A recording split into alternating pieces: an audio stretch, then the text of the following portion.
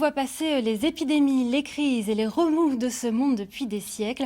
Découverte ce soir des plus anciens ouvrages de la bibliothèque municipale de Reims. Certains datent du 9e siècle.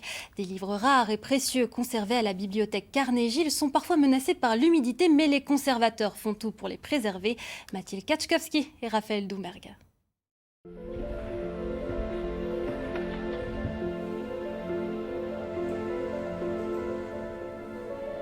À la bibliothèque Carnegie, vous pouvez trouver les ouvrages les plus anciens de la bibliothèque municipale de Reims. Vous trouvez à la fois des manuscrits médiévaux et modernes. C'est un véritable plaisir de travailler dans cet édifice qui abrite des collections extrêmement riches. C'est une découverte vraiment de tous les jours. Il traverse le temps et renferme des histoires parfois insoupçonnées. À la bibliothèque Carnegie, les livres anciens peuvent réserver quelques surprises, comme ce dictionnaire religieux du XVe siècle, à la vie plutôt mouvementée. Des rongeurs, donc des souris ou des rats, se sont attaqués à la reliure de l'ouvrage. Ce qu'il faut savoir, c'est que les rongeurs s'attaquent aux livres non pas tellement pour les manger, pour s'en nourrir, mais davantage pour fabriquer leur nid. Des dégradations surprenantes, comme pour ce livre religieux, devenu le festin des insectes, ou encore ce manuscrit du IXe siècle, noirci par un incendie. Parmi tous ces ouvrages, la conservatrice de la bibliothèque, Colline Gossignac, nous présente un livre à l'histoire incroyable.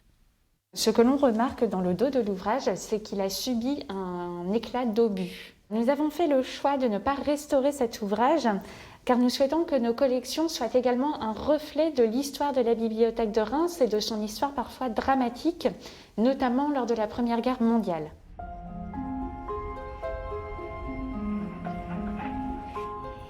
Pour continuer leur voyage dans le temps, ces manuscrits trouvent refuge dans ces réserves. Une mine d'or pour les chercheurs. Elles abritent 500 000 documents dans une lumière tamisée avec une température calculée au degré près. Avoir un air compris entre 17 et 19 degrés permet d'avoir un air ni trop sec ni trop humide. Ce que craignent plus que tout les ouvrages anciens, ce sont des températures, des conditions instables de conservation. Des conditions qui peuvent être désastreuses pour les livres. Si l'air est trop chaud, l'humidité s'imprègne dans le parchemin et provoque sur son passage des stigmates indélébiles. Toutes ces petites taches de couleur rosée, un peu rose, qui sont présentes ici, correspondent à une moisissure très ancienne. La moisissure, c'est le pire ennemi du livre, car il y a une phase de dormance, ce qu'on appelle une phase en quelque sorte de sommeil des spores de moisissure, qui peuvent se réactiver et germer plusieurs années plus tard. Et pour combattre les effets du temps, il faut des mains d'orfèvre, celle de Domitille Naudin, restauratrice. Quand on prend un livre dans une bibliothèque, on va le tirer par le haut et donc on va abîmer cette partie-là, la coiffe. La restauration est minutieuse, presque chirurgicale. Domitille incise le cuir pour y introduire du papier japonais.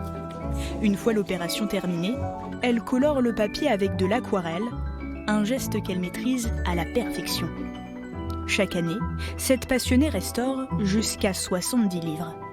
Je trouve très important d'avoir une action sur notre patrimoine pour qu'il puisse ensuite perdurer encore dans les années, décennies, voire siècles d'après.